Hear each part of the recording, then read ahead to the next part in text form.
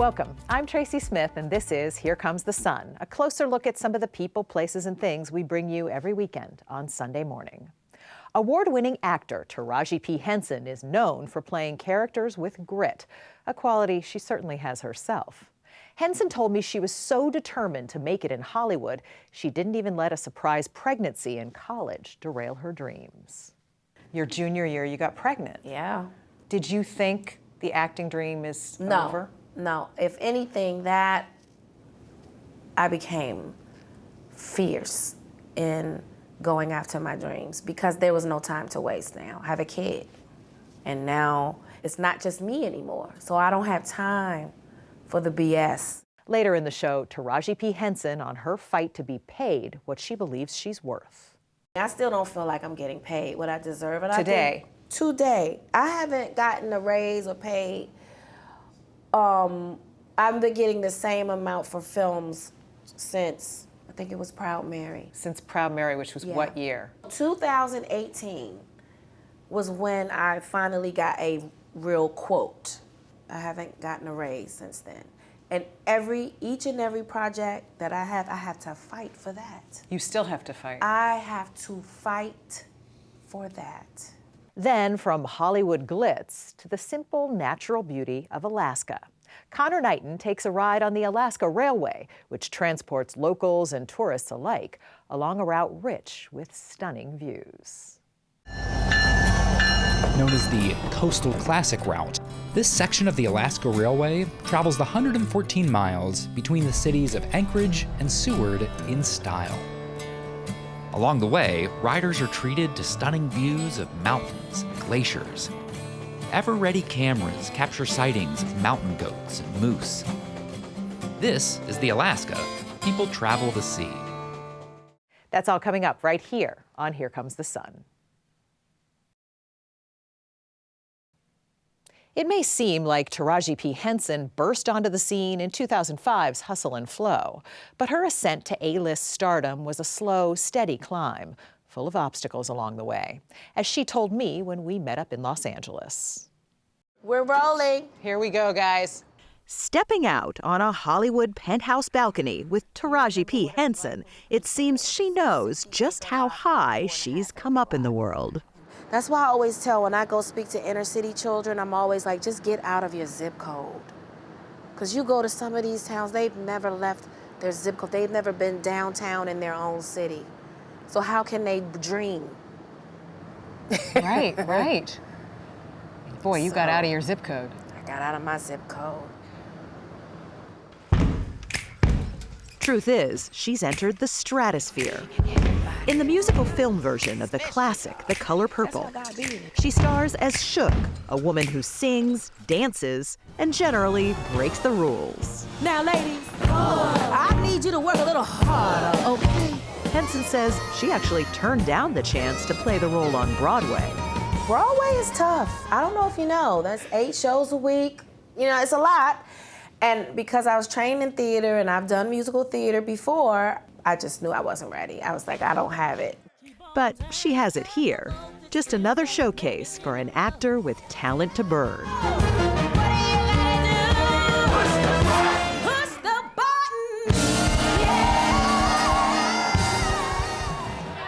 Taraji Penda Henson, the name means hope love in Swahili, grew up in inner-city Washington, D.C., and studied electrical engineering before switching to drama. And then talk about making plans makes God laugh. Your junior year, you got pregnant. Yeah. Did you think the acting dream is over? No. If anything, that I became fierce in going after my dreams because there was no time to waste now. I have a kid. And now it's not just me anymore. So I don't have time for the BS. After she graduated Howard University with her son in her arms, her father Boris urged her to go west to pursue her acting dream.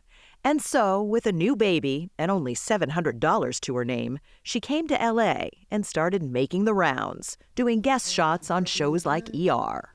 What you doing in here, Moselle? She come to see Lil Twan. Man, I don't think so. What business is it of yours who I come to see? Oh, this is my business, girl. Chill, girls, chill. Okay, take it outside, both of you now.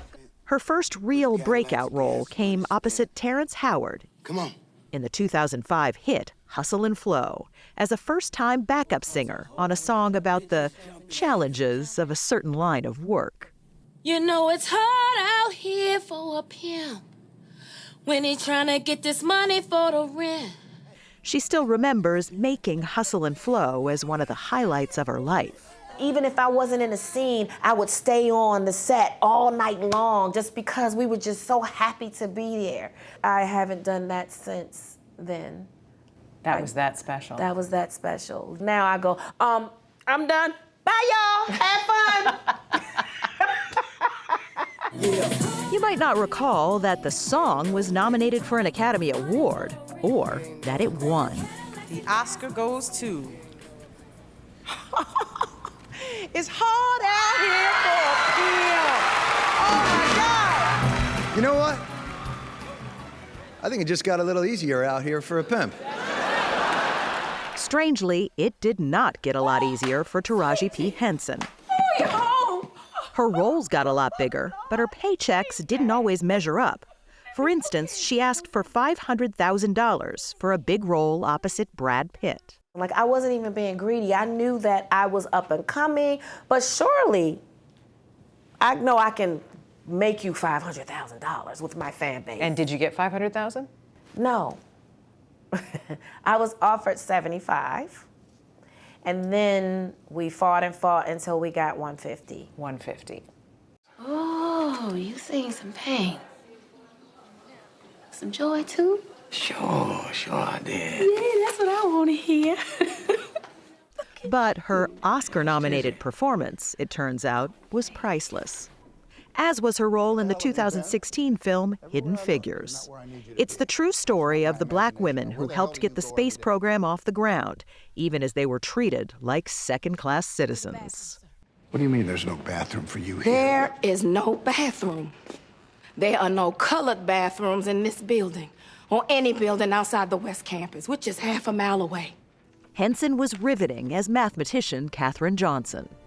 And I work like a dog day and night, living off of coffee from a pot none of you want to touch. Oh, my God. And when the Hidden Figures cast won a SAG award, Henson summed it all up in a speech for the ages. This story is of unity. This story is about what happens when we put our differences aside and we come together as a human race. We win. Love wins every time. No, sir. On TV, Henson was reunited with Terrence Howard in the primetime soap Empire as his vengeful ex-wife Cookie. It's rightfully mine. But she needed some convincing. You didn't want to do Empire at first. I did not. Because I didn't read it, to be quite honest. I heard about it and I was like, that sounds stupid. But she went on to win a Golden Globe for the role and helped make the show a smash. Hush. Put it on. And now, in The Color Purple, her character helps other women to see how strong they can be. You could say Taraji P. Henson does that with every role she takes on. this brings us very nicely back to The Color Purple. What do you hope people take from this film? Time is up when the heart stops. As long as you got a beat in your heart, it's time to make your wildest dreams come true. What did you take from it? It just reminds me of how powerful we are as women when we stick together. And then this doesn't mean that we're coming after you men. If we stick together, you're taken care of. Relax. You know, men get nervous. The women, the girls are sticking together. You will benefit, trust me.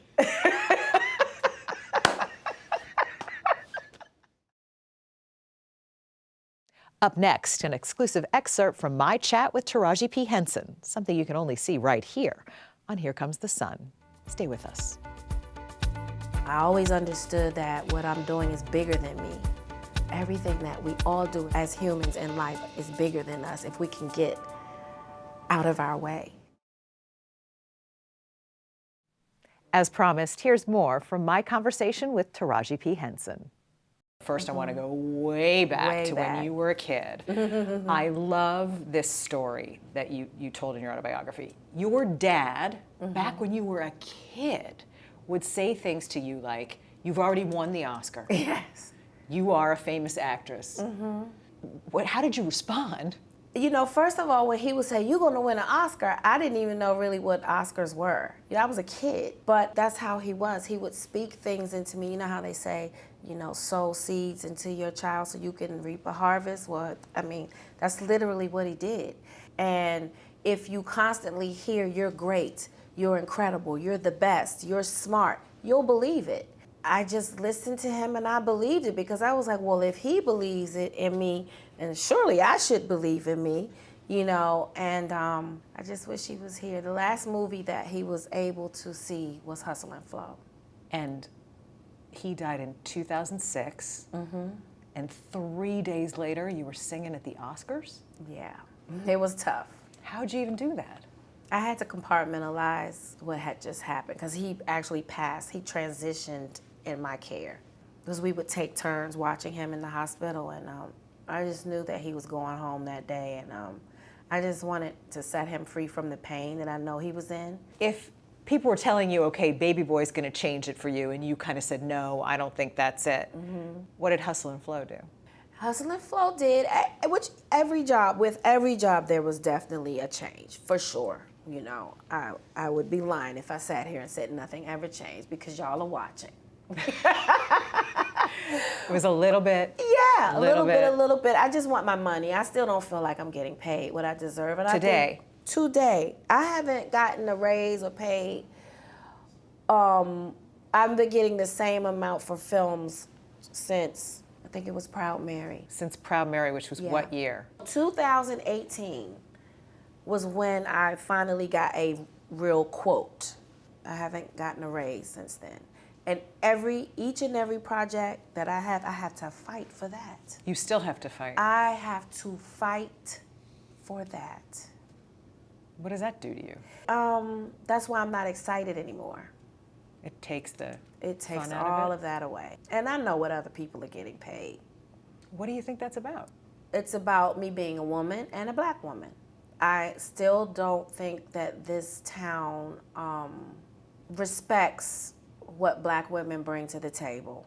I want to talk about your foundation. Yes. You started a foundation to promote mental health, and you named it after your dad. Why did you name it after your dad? Well, my dad had his issues with mental wellness, being a Vietnam vet. I mean, I don't know who goes away to war and come back the same. And he was the type of man that he wouldn't want you to go through the same things that he went through, so he wore his heart on his sleeve and he told his story. What kind of response have you gotten? What's the most meaningful response you've gotten? When I have people DM me in tears, pulled over on the side of the road, talking about how Boris Lawrence Henson Foundation saved their life. Saved their life. Saved their life in tears. I get that a lot. What does that mean to you? I'm doing something right. You know, I always understood that what I'm doing is bigger than me. Everything that we all do as humans in life is bigger than us if we can get out of our way. It's about what footprint you're leaving. How are you making it better for the next person? How are you helping the next person? How are you pushing humanity forward? What legacy are you leaving? It's not just about you. Everything you do affects another person. It could be the way you say hello, or it could be the way you didn't hold the elevator for a person that could send them in a downward spiral. That's why we always have to err on the side of kindness, because you never, ever know what somebody's carrying or what they're going through. Up next, a wild ride. Welcome aboard.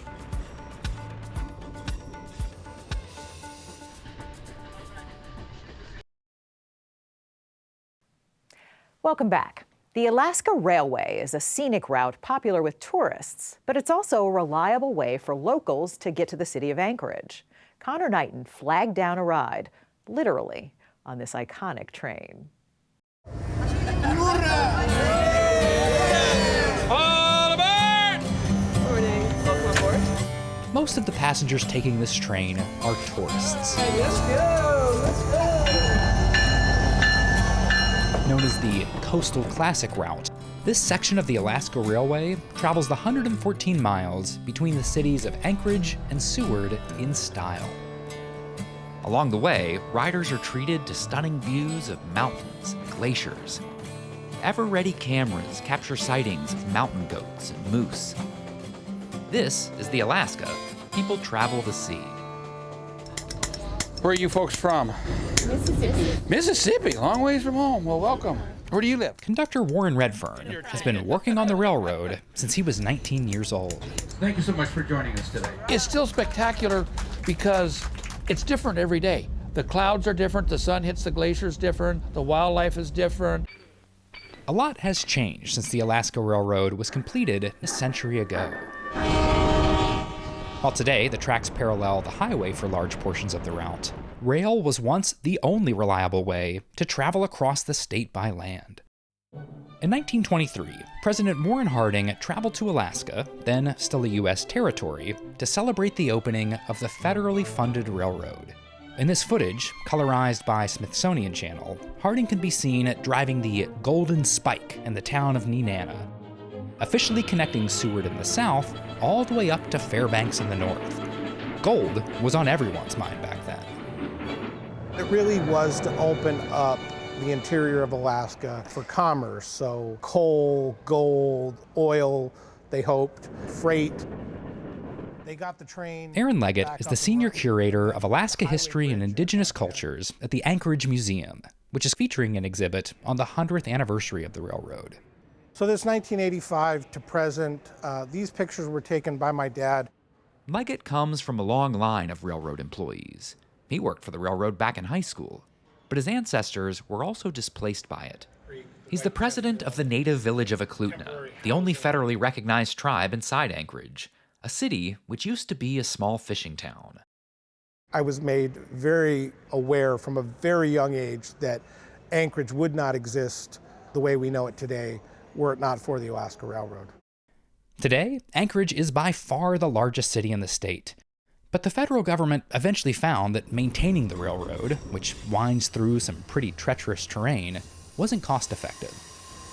I always say railroading in Alaska is not for the faint of heart. Bill O'Leary is the president and CEO of the Alaska Railroad Corporation. In the 1980s, the state purchased the railroad with the provision that it would operate like a self-sustaining business. I think the recognition at the federal level was that we have this asset that we can't care for anymore. The recognition at the state level that this is too important to Alaska not to have it operating. The railroad currently makes around 60% of its revenue from freight. Sure, there are roads to the major cities now, but it's still more cost-effective and reliable to use rail. But one section of the line Welcome aboard. Remains a lifeline for people who live in the entirely roadless wilderness north of Talkeetna. The Hurricane Turn service is the last flag stop service of its kind in the country. At any point along the route, you can flag down the train and get picked up. Thanks for picking us up. If you've got to go into town, if you've got a doctor's appointment, what do you do? Well, you just plan. Thank you. All right. Have a good day. Jack DeMarchi asked the conductor to drop him off at his cabin in the woods. He staked a claim out here in the 1980s and built a place for himself. During the summer months, the train does one round trip a day. It's a mix of locals heading to and from their cabins and tourists out for some sightseeing. Oh, wow. One sight they're almost certain to see is Shannon Cartwright. Which is one of my favorites. Cartwright, a children's book illustrator from Michigan, has lived off-grid in Alaska for 46 years. They thought I was crazy, and then especially when I'm getting older, they say, Shannon, you gotta leave. And how do you feel about that? Every time I think about leaving, I don't. And I want to live here as long as I can. How often do you take the train back into town? I try to go in just every couple months. Cartwright has illustrated more than 30 books, which have sold more than 1 million copies. She says the solitude allows her to focus. Any book that you've got, to illustrate, it's a lot of work. And so living like this has been wonderful. Cartwright built a shop of sorts right along the tracks.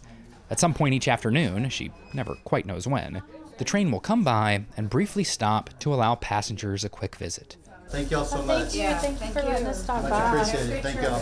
One time with people lasts about 15 minutes. Train comes and then the train goes. The trains here don't go to any other state. The railroad's primary mission is to connect Alaskans with Alaska. As part of that charge, the railroad offers a tour guide training program for local high school students like Ella Ray McKenzie. Riding the rails each day has helped her reconnect to Alaska, watching visitors marvel at the place she calls home. I think a little bit in Anchorage, you get desensitized to how beautiful of a state we live in. You go out into the wilderness and there's like nothing around. You just see like these mountains and these glaciers, and it's incredible. I think from their eyes, they're just experiencing all like this overwhelming amount of beauty that is our state, which I think is incredible.